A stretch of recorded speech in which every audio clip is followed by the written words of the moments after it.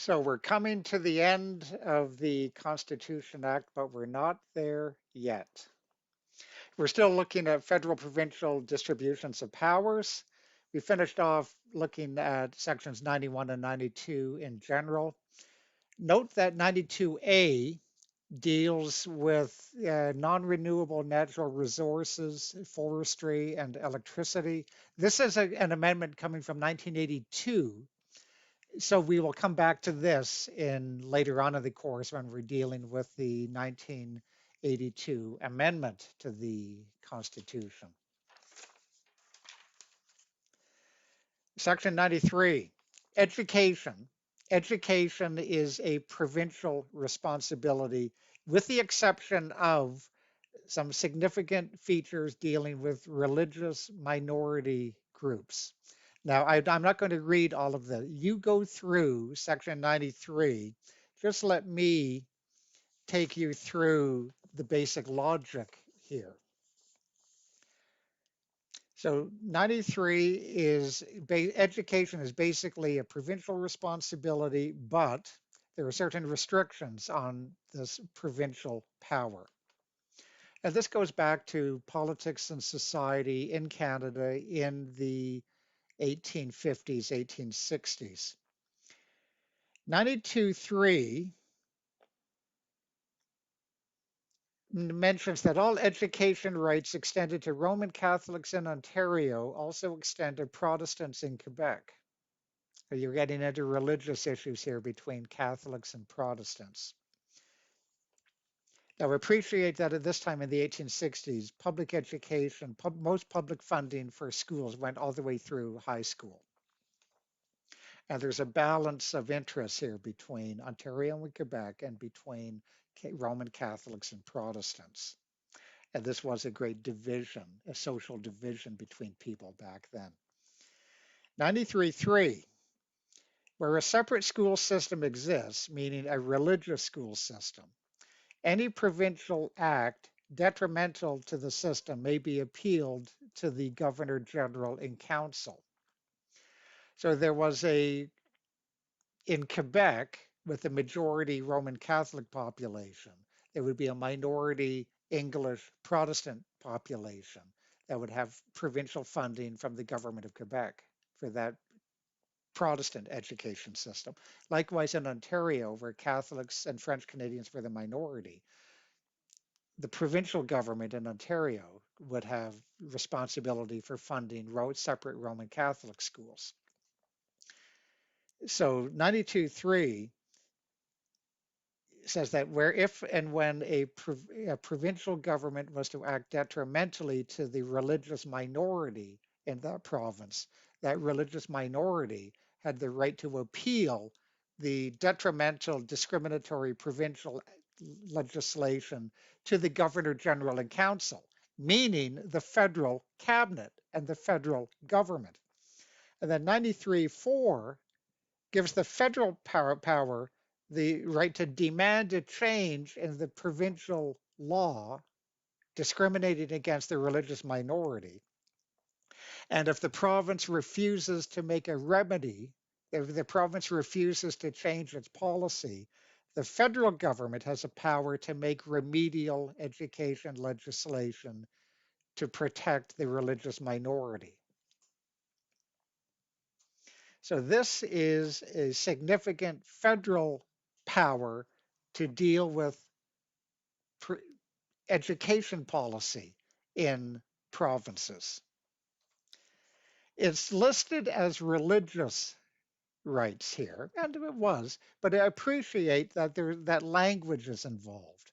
Back then, in the 1860s, if you're a French Canadian in Ontario sending your kids to a Roman Catholic school, most Roman Catholics in Ontario, most of them would be French Canadian, meaning that the language of education in those schools would be French. If you're a Protestant in Quebec back then, sending your kids to a Protestant school, it was understood that the language of instruction would be English, not French.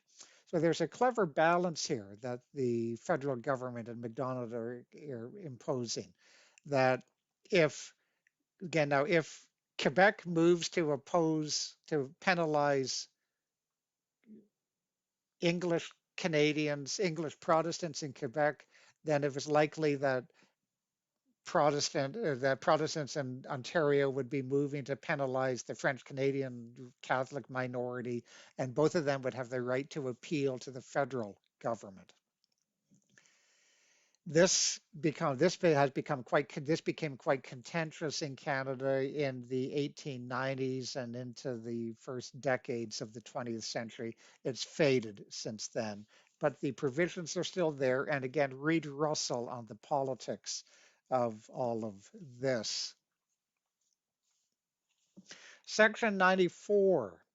Section 94 deals with the uniformity of laws, and it specifically gives Quebec, it gives the English provinces the right to have a common law system of civil law, but it exempts the French civil code. So again, 94 recognizes that Canada has two forms of civil law, a French civil code in Quebec, and then individual civil law matters in the in English provinces. The English provinces could move to amalgamate all of their civil law together. That's never happened, but they allowed for that provision. And 94 again stipulates that Quebec has a different civil code law from all the rest of the provinces based on the French civil law, the Napoleonic civil code coming from Quebec.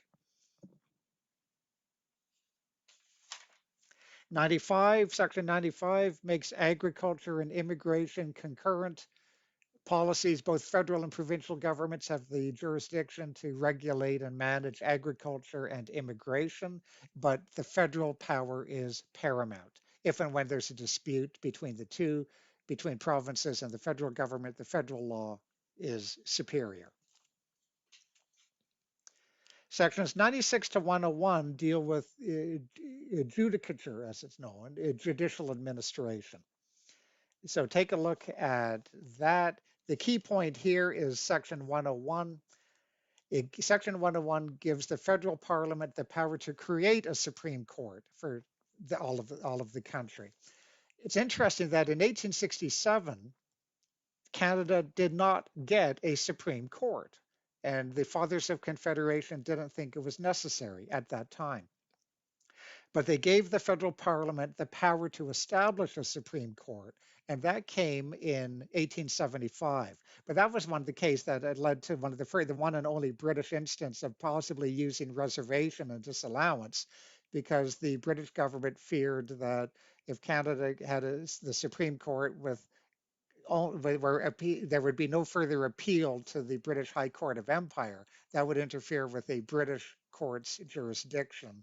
And then the Mackenzie government changed the existing law so that even though Canada got a Supreme Court in 1875, but it wasn't truly supreme because any decision of the Canadian Supreme Court could be appealed still to the British High Court of Empire, the Judicial Committee of the Privy Council in London.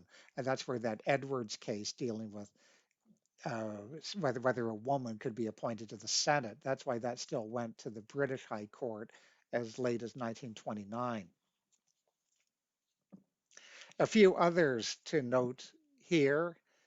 Section 101, 101 is the Supreme Court, and Section 109 gives all lands and mines to the provinces. So we'll start with this one in the next and final video here.